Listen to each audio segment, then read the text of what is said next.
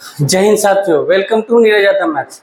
साथियों, आपको पता है कि अब जो है जून आ चुका है और चुनाव आपके अपने अंतिम दौर पे है। जैसा कि हम लोगों को बताया गया था कि सक्षमता का जो काउंसलिंग है और स्कूल अलॉटमेंट है वो 6 जून के बाद यानी आचार संहिता लागू होने के खत्म होने के बाद स्टार्ट की जाएगी। तो चूंकि अब काउंसलिंग की जो डेट है नज़दीक होते जा रही है, काउंसलिंग की डेट कभी भी अनाउंस कर दी जाएगी। जैसा कि मैंने अनुमान लगाया था कि काउंसलिंग का डेट जो है आपका हो सकता है कि जून के सेकेंड वीक ऑफ जून जो है वो डेट मतलब उसका हो काउंसलिंग का।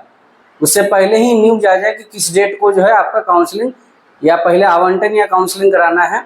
तो इसके बारे में तो चूंकि हमें काउंसलिंग करवाना है उससे पहले हमें जानकारी भी होनी चाहिए कि काउंसलिंग के लिए है जो हमारे पास डॉक्यूमेंट्स होने चाहिए, कौन कौन से डॉक्यूमेंट होने चाहिए।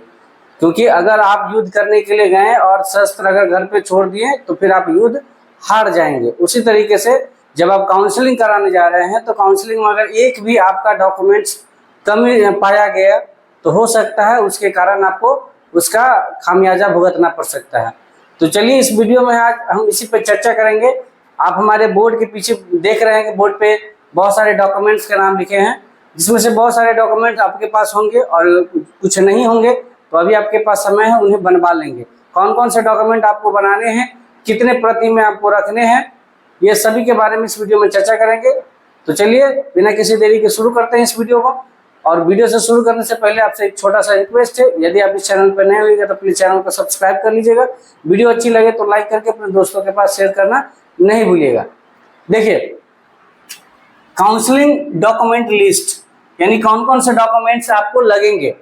देखिए, दो तरफ मैंने डॉक्यूमेंट्स लिखा है, इसलिए ये इस तरीके का, इस तरफ का जो भी डॉक्यूमेंट्स है ये सभी के लिए नेसेसरी है, ठीक है, क्योंकि ये सक्षमता से रिलेटेड है, जो नियोजित शिक्षक है उससे रिलेटेड है और ये आपको एकेडमिक सर्टिफिकेट से है। तो चलिए शुरू करते हैं, एक एक के बारे में डिटेल से हम चर्चा करते हैं। जैसा कि देखिए यहाँ लिखा है बीएससीबी द्वारा भरा गया प्रपत्र। जब आपने ऑनलाइन फॉर्म भरा था तो डीपीओ कार्यालय में ऑनलाइन फॉर्म भरने के बाद आपको क्या करता है, प्रिंट आउट देता है साइबर कैफे वाला कि आपने फॉर्म भरा अपने डिटेल के साथ। तो प्रिंटेड कॉपी यानी हार्ड कॉपी जो है, एक कॉपी आपने डीपीओ कार्यालय में जमा किया था जिससे कि आपका एडमिट कार्ड आया था, तो बस उसी का एक कॉपी जो है आपके पास होना चाहिए, ठीक है। उसके बाद डीपीओ द्वारा प्रमाणित एडमिट कार्ड। आपको पता है कि एग्जामिनेशन देने आने के बाद थंब रिप्रेजेंटेशन के लिए हमें जिला मुख्यालय बुलाया गया था, जहां हमारा ओरिजिनल जो है एडमिट कार्ड जमा कर लिया गया था। तो ओरिजिनल एडमिट कार्ड तो जमा कर लिया, तो अब कौन सा डॉक्यूमेंट एडमिट कार्ड, तो ओरिजिनल जो एडमिट कार्ड जमा किया उसका फोटो कॉपी होगा, वो आपको रखना है एडमिट कार्ड, ठीक है। सक्षमता का अंक प्रमाण पत्र। अब ये एक लोचा है कि सक्षमता का अंक प्रमाण पत्र यानी आपका जितना मार्क्स आया है सक्षमता में वो तो ऑनलाइन बस शो किया था और ऑनलाइन ही कुछ लोग डाउनलोड कर पाए होंगे। सभी लोगों ने देखा होगा अपना अंक प्रमाण पत्र यानी कितना मार्क्स आया है, कौन सा जिला एलोकेटेड है, वो सभी लोग देख पाए होइएगा। लेकिन बहुत सारे लोगों का होगा कि मोबाइल से डिलीट हो गया होगा या डाउनलोड नहीं हुआ होगा या प्रिंट आउट नहीं किए होंगे। तो फिर इसका क्या सोल्यूशन, तो देखिए या तो जिनके पास ये होगा वो लेके जाना है, नहीं तो काउंसलिंग से पहले अगर इसकी रिक्वायरमेंट होगी, फिर से सुनिएगा, अगर इसकी रिक्वायरमेंट होगी तो जो बिहार विद्यालय परीक्षा समिति है वो जिला मुख्यालय से जो ओरिजिनल सक्षमता का अंक प्रमाण पत्र होगा हार्ड कॉपी, वो सभी को दिलवाया जाएगा जिला बुला के। तो इसके लिए आपको टेंशन करने की जरूरत नहीं है।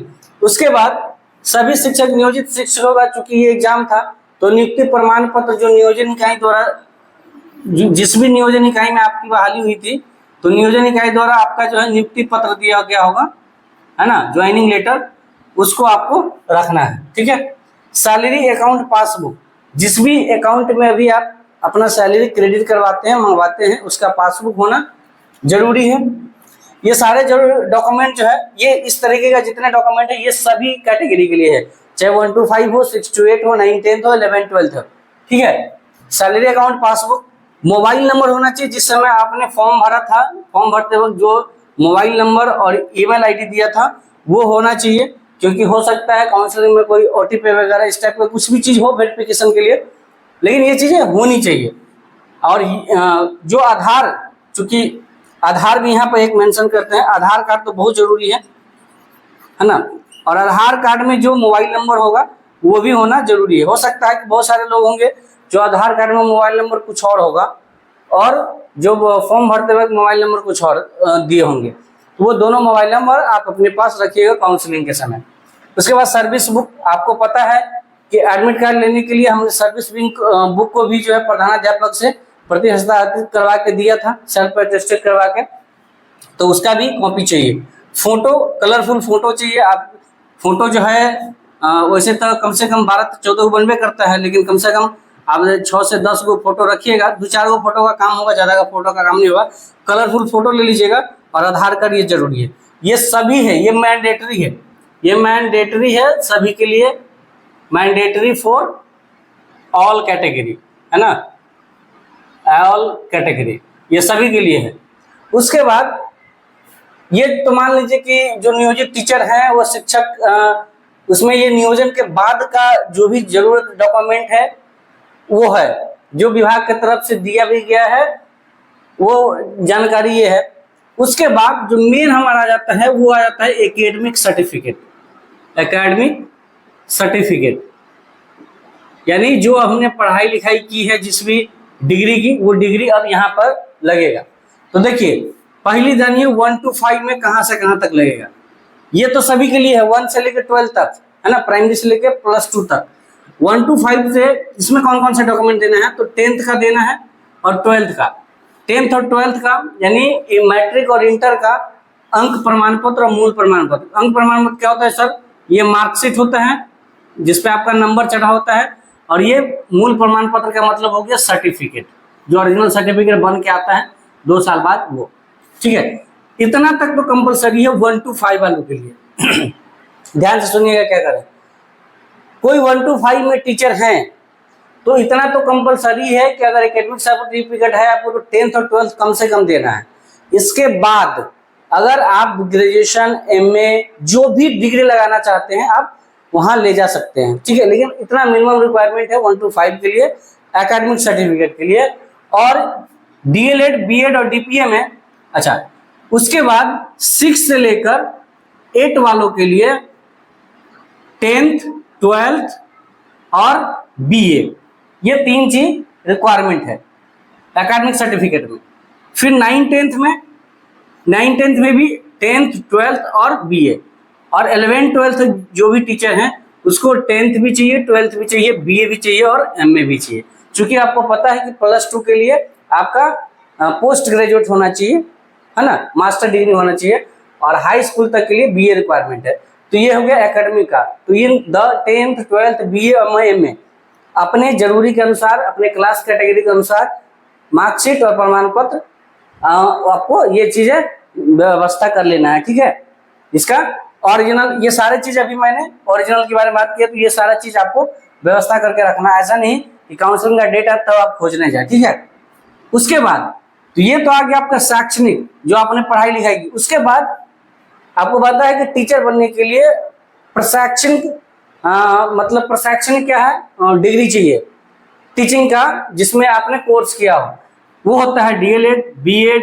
अच्छा, DPA के कर लिए हैं, तो DPA जो नियोजित शिक्षक थे, जो अनट्रेंड बहाली हुई थी, उसको सरकार ने DPA का भी कोर्स करवाई थी, तो वो वैसे शिक्षकों के लिए हैं जो DPA का कोर्स किए हैं। तो जो 1 to 5 से लेकर 6 to 8 है उसमें DLED भी काम करता है, यानी 6 to 8 के टीचर के लिए DLED भी काम करता है।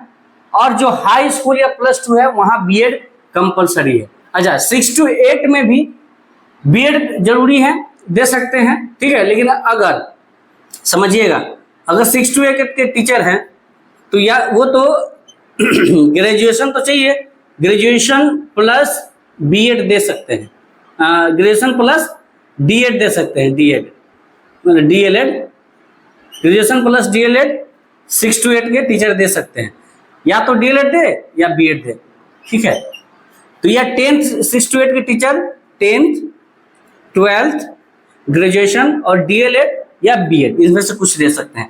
1 to 5 वाले शिक्षक क्या होते हैं, इनको जरूरत होता है 10th, 12th plus only DLED।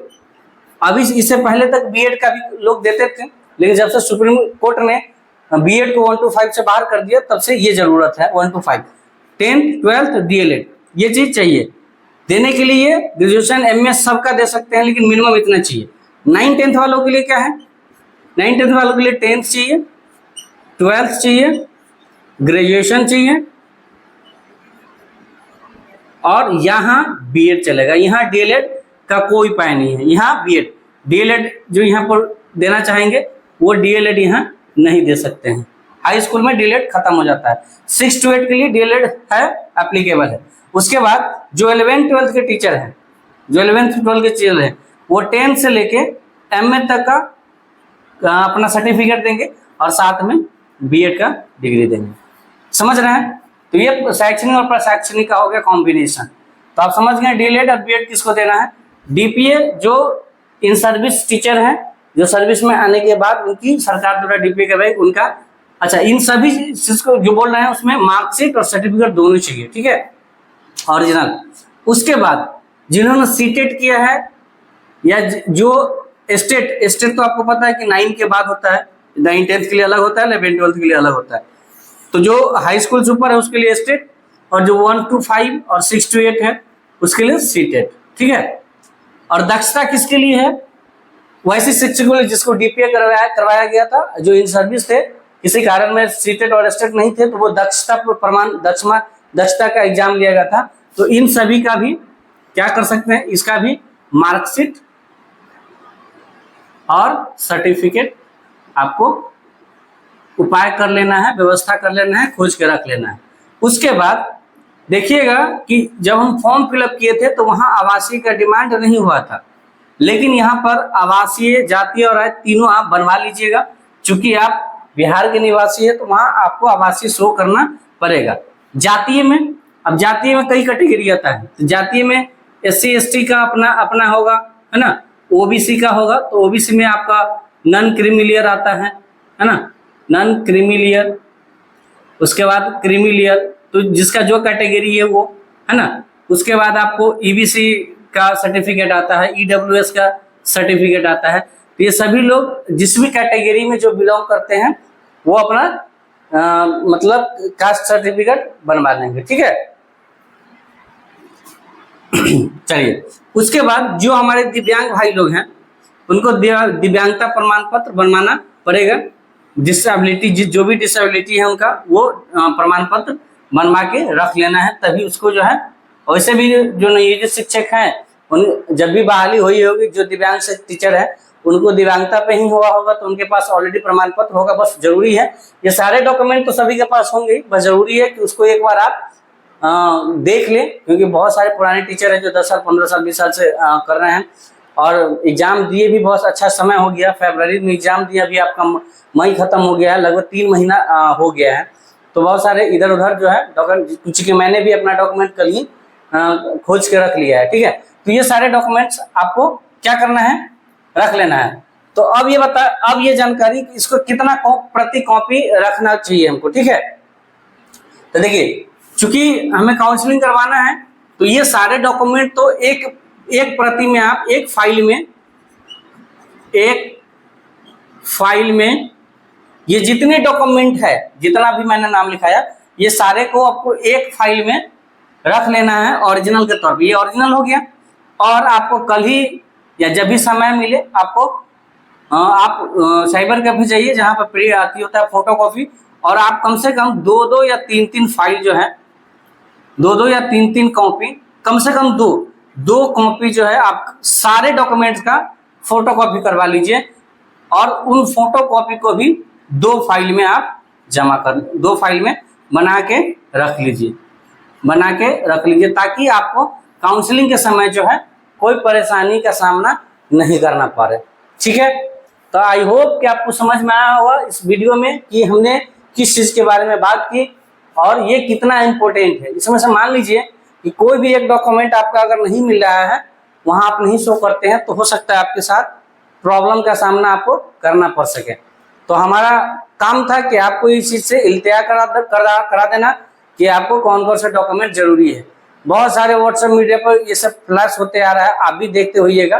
क्योंकि आपको काउंसलिंग का डेट कब आ जाए चुनाव के बाद उसका कोई गारंटी नहीं है, क्योंकि अभी आपको पता ही होगा कि हर प्रखंड में शिक्षक और बच्चे से रिलेटेड जो है डाटा लिया गया है कि किस स्कूल में कितने टीचर हैं, जिसमें से कितने नियोजित शिक्षक पास हुए हैं, सक्षमता कितने विद्यालय अध्यापक हैं और कितने बच्चे हैं।